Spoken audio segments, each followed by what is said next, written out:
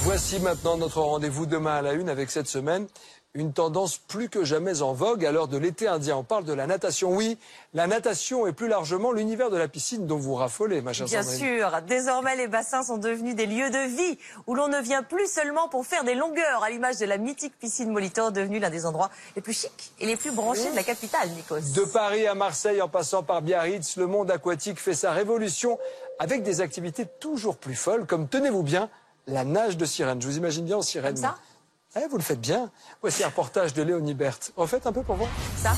Qu'aussi farfelu que l'aquaponie, la dernière tendance aquatique venue tout droit des États-Unis, c'est le mermaiding, littéralement la nage de sirène. En France, elle ne se pratique pour l'instant que dans ce très chic hôtel marseillais. Alors on va toutes les aligner au bord de la piscine.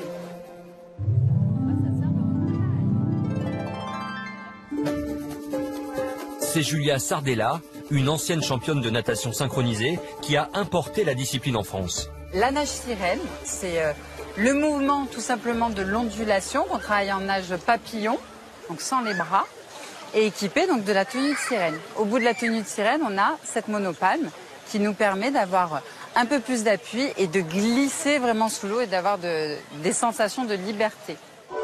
Si cette nouvelle activité peut prêter à sourire, elle se révèle aussi très sportive. Vous savez combien de calories on brûle en 1 heure sur la nage sirène? À votre avis, une petite idée? On brûle 700 calories sur l'heure. Donc c'est mieux d'être dans ce cadre paradisiaque en train de faire la nage sirène que d'aller courir. Glisser dans l'eau avec la grâce de l'héroïne du conte d'Andersen, un rêve qui séduit aussi bien les petits que les grands. La queue de sirène, c'est le côté artistique en fait, parce que la monopalme, ça reste du sport, mais la queue de sirène, ça rend tout ça plus magique, plus féerique. On a des paillettes, ça brille, un rêve de petite fille. Et alors, qu'est-ce que ça fait d'être une sirène? C'est comme être un poisson, c'est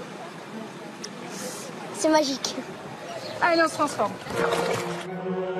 Après la cité phocéenne, Julia Sardella compte bien envoûter d'autres villes. Les prochaines sur la liste, Monaco et Paris.